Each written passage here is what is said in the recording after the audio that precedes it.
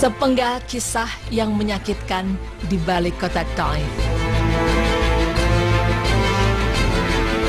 Pemirsa beriman, jika kita pergi ke kota Mekah, pastilah yang kita kunjungi pertama kali adalah Masjidil Haram dan melaksanakan ibadah umrah di sana. Kota Mekah memang menyimpan sejuta misteri sejarah, sekaligus menjadi saksi bisu perjalanan Rasulullah SAW dalam menyiarkan agama Islam. Seperti ada Gua Hira atau Jabal Nur, tempat turunnya wahyu pertama kali dari Allah Subhanahu wa Ta'ala untuk Rasulullah. Kemudian ada Gua Sur atau Jabal Sur, Gunung Uhud, saksi bisu dari terjadinya perang Uhud, dan tak ketinggalan yaitu kota Taif. Ya, Taif ini merupakan kota kecil yang menuju arah barat dan hanya 1 jam dari kota Mekah. Kota ini cukup bersejarah bagi Rasulullah, di mana beliau sempat berhijrah ke sana. Dan Saskia Meka, salah satu host berita Islami masa kini, berkesempatan untuk datang ke sana serta mengenang sejarahnya. Baik pemirsa, alhamdulillah ini sebenarnya saya sama Koko Lim lagi asik banget di sini. Ini enak banget, kita sudah sampai ke Taif, hampir ke puncaknya ya Koko. Hampir ya? ke puncaknya Teh ya. Iya, dan enak banget ini buat duduk walaupun kelihatannya terik siang-siang, tapi nggak kerasa panas ya Koko Lim ya. Apalagi Padang itu kan di Mekah ini, di Saudi ini kan penuh dengan padang pasir. Oke, ya. Padang pasir di mana-mana, gunung di mana-mana, suasananya panas. Yap. Tapi di Taif ternyata suasana dingin Teh ya. Iya, jadi Kalau kita di anginnya Indonesia dingin, seperti di mana nih? di puncak. Seperti di puncak. Perjalanan menuju kota Taif bukanlah perjalanan yang mudah, karena sebelum kota Taif kita akan melalui sebuah tempat di mana para peziarah atau para turis yang berkunjung ke sana dengan jalan yang berliku dan menanjak, serta pemandangan yang menawan dan udara yang dingin, membuat Taif Al-Hada menjadi tempat favorit bagi mereka yang ingin menghilangkan penat akibat rutinitas sehari-hari. Sepanjang perjalanan tadi membayangkan, mengingat-ingat cerita tentang Rasulullah dengan kota Taif tuh sebenarnya saya sedih sekali. Benar-benar sedih. Medan buat sampai ke kota Taif ini, Masya Allah.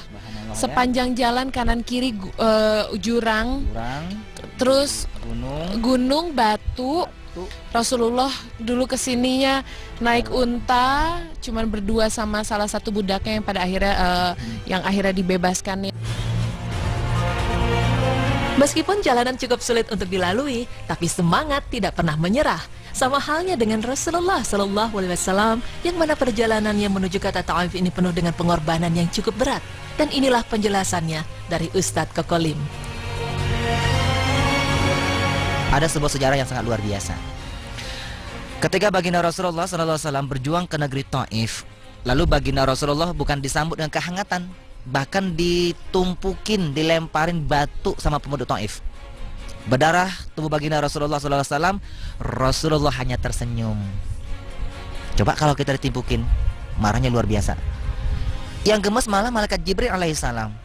Malaikat Jibril berkata, "Ya Muhammad, ya Rasulullah, engkau dilempari batu seperti ini, berdarah sekujur tubuhmu ya Muhammad, tetapi engkau masih tersenyum ya Muhammad. Andaikan kau perintahkan kepada saya Muhammad, agar saya angkat gunung-gunung ini ya Muhammad, kulemparin, kutumbukin kepada mereka, labaik ya Muhammad, pasti kulaksanakan ya Muhammad."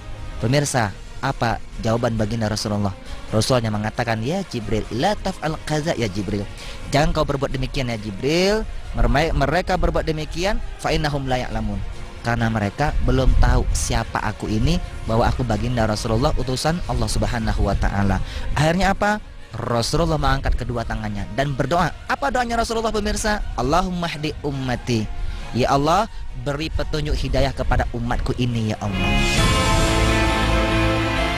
Kota Taif memang merupakan kota yang mempunyai kisah menyakitkan di dalamnya.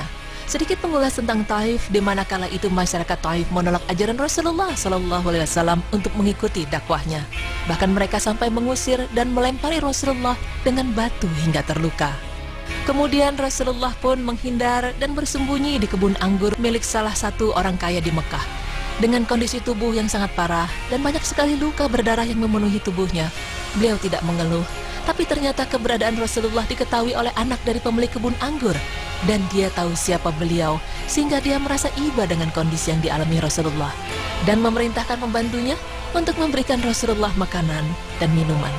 Pemirsa, Taif merupakan sebuah saksi bisu dari perjalanan dakwah Rasulullah SAW. Jadi tak ayal jika kita berkunjung ke sana, kita merasakan kesedihan dan merenungkan perjuangan Rasulullah. Beliau dijahati oleh penduduk Taif, tapi hati beliau tetap bersih. Akankah kita dapat bersikap demikian? Pemirsa, masih ada liputan lain dari kota Taif bersama Saskia Meka, jadi tetap terus saksikan berita Islami masa kini.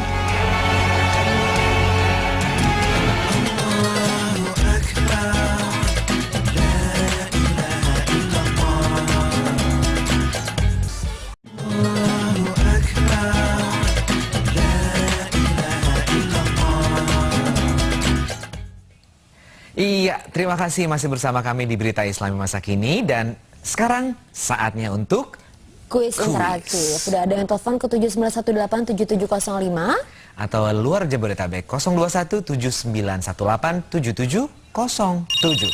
Oh, udah Ya. ada yang nyambung. Halo? Halo, Assalamualaikum.